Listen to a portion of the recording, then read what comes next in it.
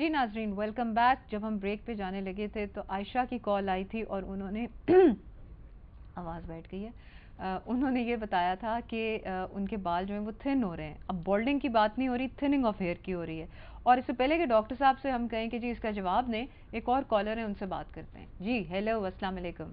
वालेकुम अस्सलाम जी, इमरान बात कर रहा हूँ जी इमरान। लाहौर से। जी इमरान, आपका क्या डॉक्टर साहब से क्वेश्चन? पूछना था, ये बैठे यहाँ पे हेयर ट्रांसप्लांट का तो बता रहे हैं और अपनी प्रोसीजर को भी एक्सप्लेन कर रहे हैं। हाँ। एक तो जो लेमन देख रहा है उसको कॉस्ट बता दें कि इसकी कॉस्ट कितनी होती है, ताकि जो करवा, दूसरा कौन सी एज में करवाना चाहिए।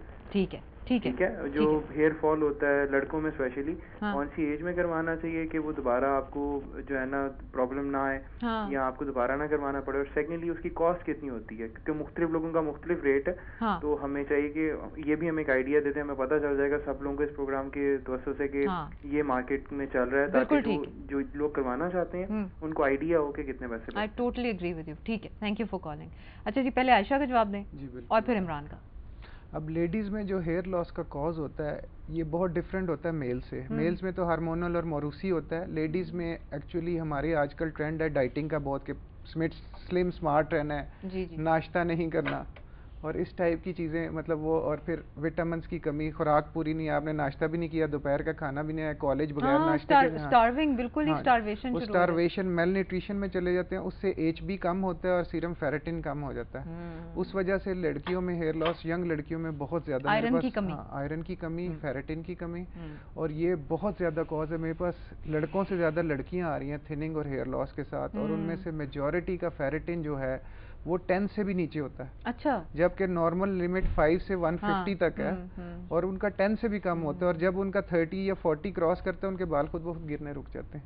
सही। मतलब ये लड़कियों में एक तो मैं कि प्रॉपर फूड लें, सब्जियां, विटामिन्स, फल ज़रूर खाएं, नाश्ता ज़रूर फ्रूट करके जाएं। जूसेस। हाँ। नाश्ता इज़ वेरी इंपॉर्टेंट, क्योंकि अब नई रिसर्च में आया कि नाश्ता ना करने वाले लोगों को हार्ट डिजीज़ का भी चांस ज़्यादा होता है बनिस्बत नाश्ता करने वाले लोगों से। तो इसलिए बालों में भी यही है कि जो लोग नाश्ता नहीं करते, और लड़कियां स्पेशली जो डाइटिंग या वेट कॉन्शियस है। नहीं, उसमें 3 चीज़ें सफ़र करती हैं ना, जो गलत तरीके से डाइट कंट्रोल किया जाए: हेयर, स्किन और नेल्स। जी बिल्कुल, सारी चीज़ें, बॉडी के इंटरनल ऑर्गन्स भी सफ़र करते हैं, लेकिन वो हमें नज़र नहीं आते, इसलिए वो लेकिन पता नहीं। ज़ाहिरी हाँ, जो चीज़ नज़र आ रही ज़ाहिरी होती है चीज़ वही में है। आंखों में हल्के पड़ जाना, ब्लैक आइज हो जाना नीचे से उसके। प्लस डॉक्टर साहब, आपके चूंकि अभी बात हो रही थी female thinning of the hair पे, उस पे औरतों को थायराइड का अपना चेक कराते रहना चाहिए, थायराइड प्रोफाइल जो है, क्योंकि हाइपोथायराइडिज्म कई दफ़ा नहीं पता लगता और कई दफ़ा बाल ही गिर रहे हैं और ब्रिटल हो रहे हैं, तो उस वजह से भी यही हो होता जाता है कि हम लोग मेल्स को तो ट्रीट वैसे कर लेते हैं, लेकिन फीमेल्स जब भी मेरे पास आती हैं तो मैं कुछ टेस्ट उनको एडवाइस करता हूँ। उन टेस्ट के रिजल्ट से हमने डायग्नोसिस करना है कि आइदर इनका कोई मसला और है या हार्मोनल है।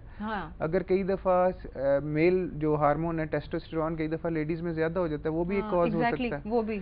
थायराइड, आपने हाइपोथायराइडिज्म का कहा, तो definitely it's one of the causes. जो है cause needs to be treated. पहले कॉज, उसको ट्रीट करेंगे तो आप खुद ही ट्रीट हो जाएंगे। सही जी। हेलो, अस्सलाम वालेकुम। अस्सलाम वालेकुम जी, कौन बात कर रही हैं? मैं फरहत बोल रही हूँ लाहौर से। जी फरहत, आपका क्या क्वेश्चन है? मेरे 2 क्वेश्चन हैं। मैं एक तो ये पूछना चाह रही हूँ कि मेरे हस्बैंड की सेंट्रल बाल्डनेस है। ठीक है। उसके लिए साइड पर तो उनके हेयर्स हैं, उसके लिए क्या प्रोसीजर, कोई विग लगाए या ये ट्रांसप्लांट कराना पड़ेगा? इसका कितना वो होगा कॉस्ट? और उनके वो बहुत है, डैंड्रफ बहुत है। अच्छा, और दूसरे, मैं जो मर्जी शैम्पू यूज करूँ, मेरे हेयर जो है वो जैसे वो कंबाइन हो जाते हैं बहुत और थिन बहुत हो गए। कोई सा भी शैम्पू मैं यूज कर रही होती हूँ तो वो जब मैं वॉश करके बाद में वो गुंजल बन जाते हैं, उलझ बहुत जाते हैं। आपके बाल ड्राई होंगे ना? ड्राई होंगे। आपकी एज क्या है फरहत? नहीं, 50। अच्छा, ठीक हो गया, अभी पूछते हैं जवाब। जी। अब इसमें यह है कि पहले तो इनके हस्बैंड का है कि पहले उनकी एज, जाहिर है डेफिनेटली अगर इनकी है तो हस्बैंड इक्वली होंगे। इस एज में जो नॉन सर्जिकल रिप्लेसमेंट है वो बड़ी ऑड लगती है। उसमें फिर बंदे का अपना, इसमें ये होता है कि इस एज में थोड़े से बाल भी सामने फ्रंट पे आ जाएं, ट्रांसप्लांट हो जाए तो बहुत अच्छा लगता है, मैच्योर लुक आती है। और एक्सपर्ट सर्जन वो फिर यही है कि माथा इस हिसाब से रखता है कि 50 की एज का लगे, वो ये ना लगे कि 20 ईयर्स का लगे, तो वो मजाक उड़ाने। एक ये, दूसरा ये है कि इसमें कॉस्ट जो है पाकिस्तान में इस वक्त सारे यूरोप हमारे पास कराने आता है कि हमारे पास जो कॉस्ट है वो कम है, काफ़ी कम है एज़ कम्पेयर टू यूरोप। लेकिन एक लोकल उसके लिए एक जो आम बंदा है उसकी कॉस्ट अभी उससे बाहर है, जिसका फायदा ये उठा के क्वैक्स जो उनसे ना कम कॉस्ट के स्लोगन्स लगा के जी इतने में करा लें, इतने में करा लें, बंदा अट्रैक्ट होता है, चलो यार ये सस्ता लग रहा है, हाँ। तो वो जाके करा लेता है। वो ट्रैप है एक। अच्छा। Actually lower cost is a trap. ये लोग उसमें फंसते हैं और वही लोग फिर ऑड लुकिंग और लोग ट्रांसप्लांट से बददिल हो रहे हैं। तो मैं यही है कि पेशेंट को एजुकेट पहले करता हूँ, उसको सारा कुछ बताता हूँ। और समटाइम्स कोई डिजर्विंग लोग आते हैं जो जिनको कॉस्मेटिकली स्वीयर, जैसे बर्न का केस आ गया या कोई इवन बैड ट्रांसप्लांट रिपेयर के लिए आ गया, तो मैं उनको स्ट्रेट अवे 50% डिस्काउंट पे करता हूँ। और बल्कि अगर नॉन अफोर्डिंग है और वाकई जिस तरह जेन्युइन है, बर्न का स्कार है, ये ऐसे, तो उनका आई कैन मतलब फ्री भी मैं करने को। हाँ, कॉस्ट के बारे में बताएं कि कितनी एग्जैक्टली होती है। इमरान का एक सवाल था। कॉस्ट जो है ना पाकिस्तान में अभी फिलहाल इसलिए महंगी है कि अगर आप हाई क्वालिटी ट्रांसप्लांट चाहते हैं तो उसके लिए डिस्पोजेबल्स भी आपको बहुत बेतहाशा यूज करने पड़ेंगे। अब डिस्पोजेबल कॉस्ट है सारी। इसमें यह है कि डिस्पोजेबल जितने आप ज्यादा यूज करेंगे कॉस्ट आपकी बढ़ती जाएगी। मतलब कितनी मिनिमम जो, हाँ, पाकिस्तान में जो अच्छा ट्रांसप्लांट है मिनिमम 60-70,000 से शुरू होता है और ये तकरीबन 200,000 तक भी चला जाता है, ज्यादा भी चला जाता है। लेकिन क्वैक्स इसका फायदा ये उठाते हैं, 20,000 में इश्तिहार लगा दिया, 25,000 में इश्तिहार, लोग ट्रैप, क्योंकि 20,000 तो इसकी डिस्पोजेबल कॉस्ट नहीं है। और फिर स्पेशल इक्विपमेंट जो आप यूज़ करते हैं, जैसे हम लोग यूज़ कर रहे हैं हेयर विजन में माइक्रो इम्प्लांटर्स, और ये भी इतने ज़्यादा कॉस्ट करते हैं कि इनको भी हमने साइकिल में लाना है कि मतलब उसको हम नहीं, अभी फिलहाल हम नहीं कर लेकिन सकते। अगर आपके पास डिजर्विंग पेशेंट्स आए तो जैसे कि आपने कहा आप उनको कट डाउन डिस्काउंट प्राइस जरूर देते हैं इंशाल्लाह। और लेकिन उसमें ऑब्वियसली आई थिंक डिस्पोजेबल्स का जो है वो कम यूज करेंगे। नॉन अफोर्डिंग है और उसको वाकई जरूरत है, जो कि जिस तरह बर्न्स का मैंने बताया, या इस टाइप के जो पेशेंट्स हैं, तो वो मैं आई कैन इवन वो डिस्पोजेबल कॉस्ट मैं अपने ऊपर लूंगा उनके लिए। मतलब ये सदका जारिया भी है। हाँ डेफिनेटली, और डॉक्टर का फर्ज भी है, मेरा फर्ज बनता है। इमरान साहब का नेक्स्ट क्वेश्चन जो दूसरा पार्ट था वो यह था कि किस एज में। हाँ जी, अब एज में, अब इसमें एज डेफिनेटली, मुझे कोई पेशेंट कहता है जी मैंने ट्रांसप्लांट कराता है फोन पे या वैसे, तो मैं उसे कहता हूँ आप मेरे पास आओ, मैं फ्री कंसल्टेशन देता हूँ, उसका कोई चार्ज नहीं करता।